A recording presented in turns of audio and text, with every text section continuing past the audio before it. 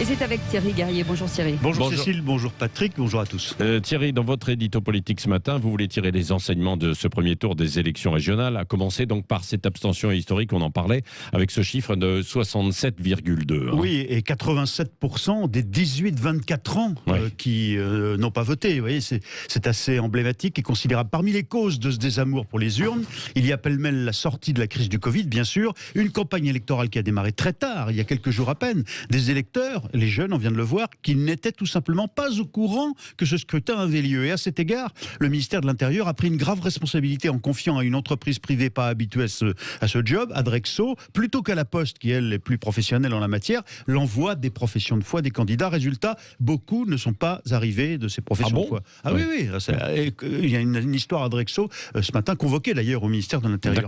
Mais toutes ces raisons techniques ne suffisent pas à expliquer cette désertion des bureaux de vote. Il y a un mal plus profond, plus politique, le sentiment pour beaucoup de Français qu'ils n'ont plus prise via les élections sur le réel. Le président de la République, en créant la République en marche en 2016, voulait réconcilier les Français et la politique. Le vote d'hier montre que c'est raté.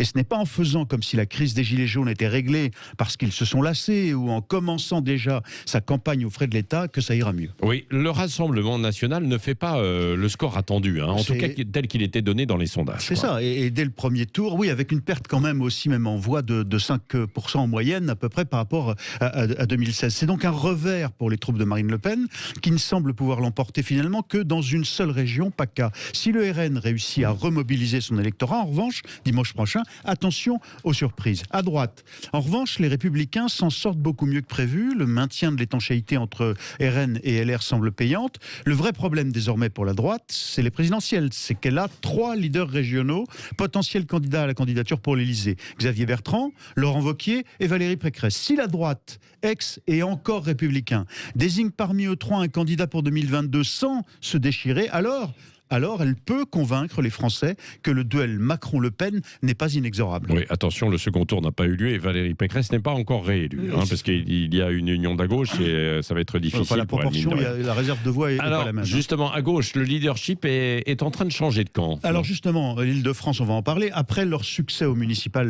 les écolos d'Europe Écologie Les Verts gravissent encore un échelon en arrivant en tête de la gauche dans plusieurs régions. En Île-de-France, donc en particulier, où Julien Bayou efface littéralement Audrey Pulvar et sa liste. C'est un échec pour le PS, pour elle, pour Anne Hidalgo, qui la soutenait.